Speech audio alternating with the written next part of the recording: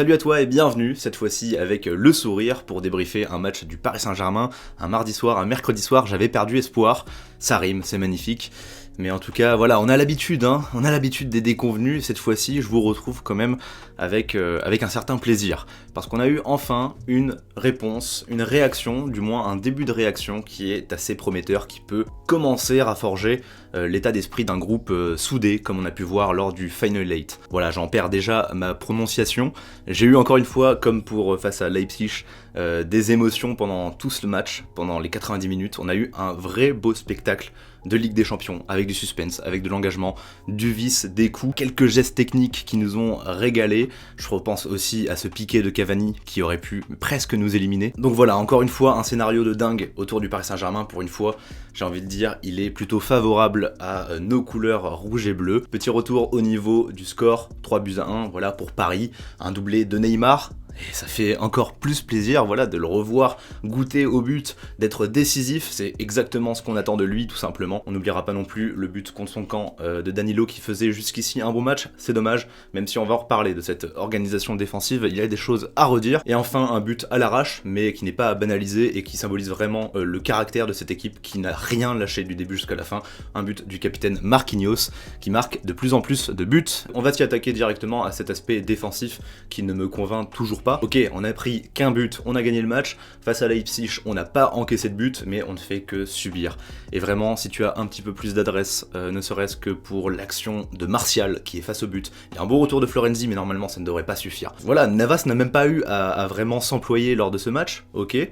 Mais quand tu vois cette action, ce piqué de Cavani, et à quel point ce but encaissé est totalement évitable, ça me laisse quand même quelques doutes par rapport à l'alignement défensif, qui pour moi n'a pas été assez structuré. En fait, c'était plutôt intéressant quand tu as Danilo qui redescend d'un cran, qui fait vraiment partie intégrante de ce trio, du coup qu'il forme avec Kimpembe et Marquinhos. Ça c'est intéressant quand on a le ballon et qu'on veut se relancer avec Danilo, qui est une nouvelle opportunité plus basse, voilà, pour calmer le jeu. C'est aussi intéressant quand on défend tous en bloc bas, mais alors pour les contre-attaques, quand tu as Danilo qui est déjà positionné en poste de défenseur central, et bien ça force du coup à Marquinhos et à Kimpembe, surtout à Kimpembe, et bien de dézoner, de laisser plus d'espace pour Danilo, sinon il se marche dessus, hein, c'est logique.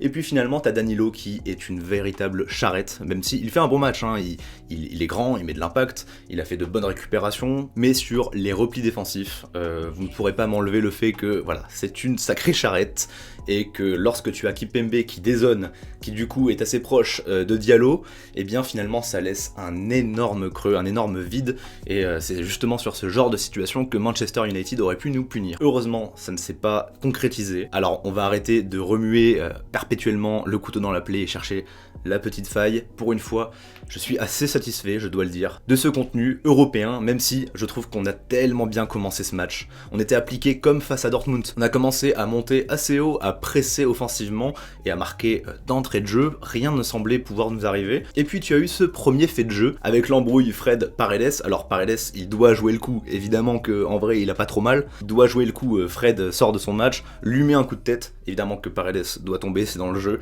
Et si normalement il y a vérification de la VAR, c'est normalement parce qu'il y a un geste illicite. Si tu vas vérifier et que oui, il y a le coup de tête, bah c'est carton rouge, même si, ok, c'est pas violent. Dans tous les cas, même s'il met un peu plus de force, ce sera pas non plus beaucoup plus violent. Si on le juge maintenant à l'intensité, il faut m'expliquer. Quoi qu'il en soit, il a pris son rouge plus tard, retour de karma, tant mieux, ça a encore plus sorti les Mancuniens de leur match, et ça a permis à Paris de creuser leur avantage. Mais voilà, je voulais en revenir par rapport à ce premier accrochage, ce premier fait de jeu, c'est ce qui a causé une sacrée rupture dans le rythme parisien. Paris était vraiment bien lancé, et juste après, on a commencé à subir, à reculer, et ça a donné d'ailleurs le but de Manchester United, qui est revenu donc au score, un partout à la pause. Et là où je veux vraiment mettre l'accent, c'est par rapport à notre réaction, car normalement, depuis le début de saison, les secondes périodes sont un calvaire pour Paris, et ce qui dénote vraiment largement, c'est notre caractère. Et là, je dois le dire, Paris a eu du caractère. Quand je vois Kimpembe qui motive tout le monde en fin de match, que je vois tout le monde concerné, une très bonne rentrée de Herrera, de Rafinha, même Bakker, vraiment j'ai pas compris, le changement Keane-Bakker c'était dans une dimension parallèle, et finalement c'est Bakker qui amène l'action qui cause le corner, et puis le but de Marquinhos.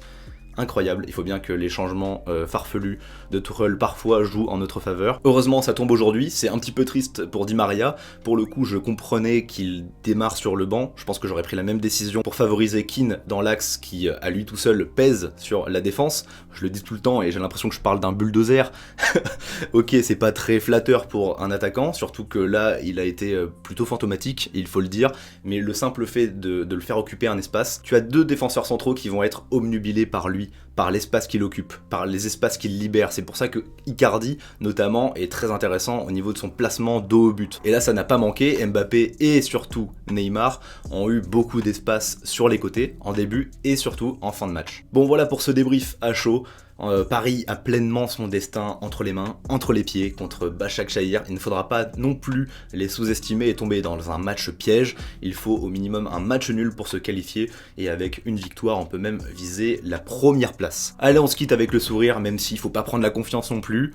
La saison est encore longue, je l'espère, hein, en tout cas. Mais voilà, c'est un premier point positif dans cette saison. J'espère que ça pourra lancer une belle dynamique. Allez, portez-vous bien, on se retrouve sur Insta pour débriefer, pour avoir accès à plein de petits articles que je propose au quotidien. C'était Bada, prenez soin de vous et ciao tout le monde.